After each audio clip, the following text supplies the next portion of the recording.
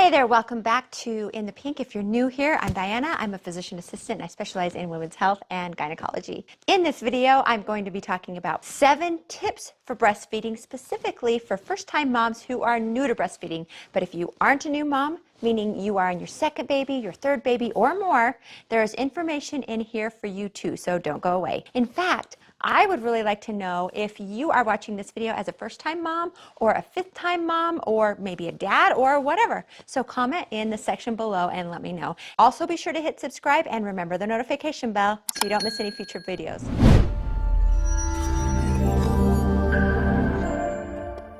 Number 1, have a lactation specialist help you the very first time you breastfeed. I wish I knew this the first time I had my baby 14 years ago.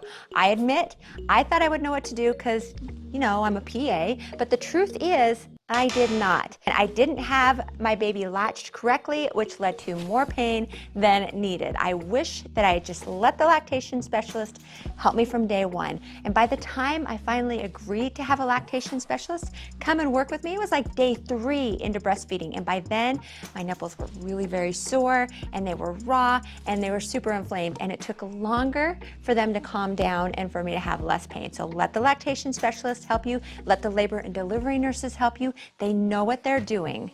At least let them help you the first time and then more if you need it, because that's what they're there for. It can really save you some problems in the short term and in the long term. Number 2, which really goes hand in hand with number 1, is to understand what a good latch is. So this is specifically where I failed with my first baby and led to a lot of discomfort. So first, you want the nipple to be far in the back of the baby's mouth.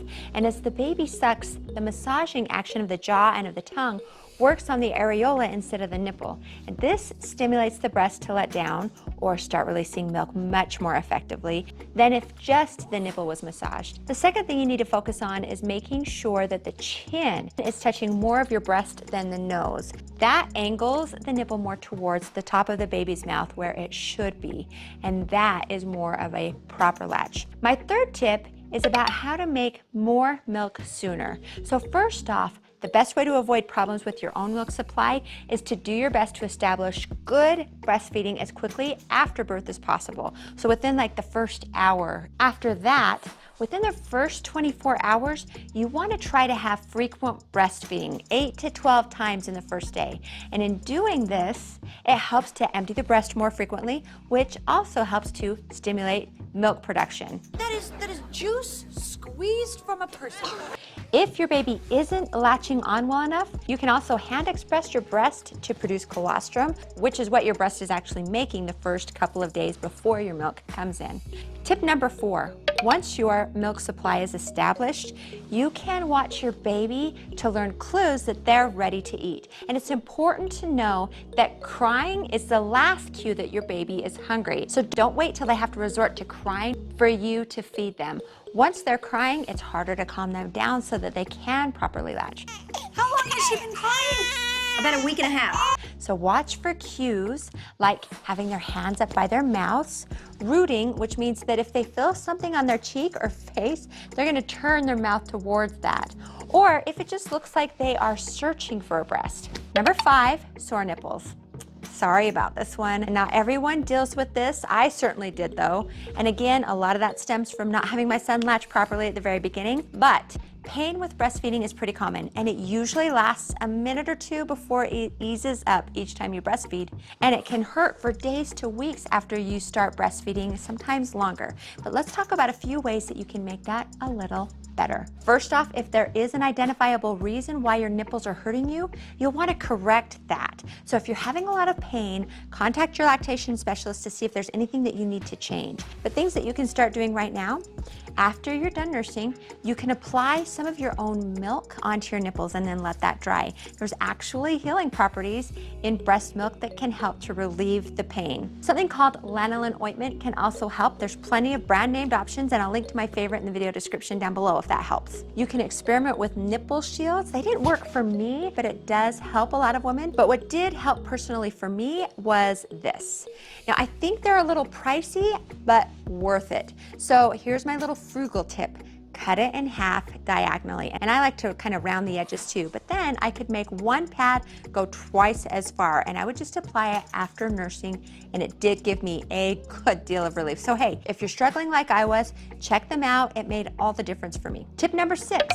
Now this mostly applies to any of you who are planning on working away from home and planning on pumping at work. So preferably before you go on maternity leave, talk to your employer or office about their breastfeeding policies. There is a federal Pregnancy Discrimination Act that actually requires employers to provide their lactating employees with resources to address their lactating related needs. In other words, it requires employers to give break times for lactating mothers to have time to pump in a private area. And I'm not talking about a bathroom either, but like, you know, a comfortable room where you can have some quiet and privacy.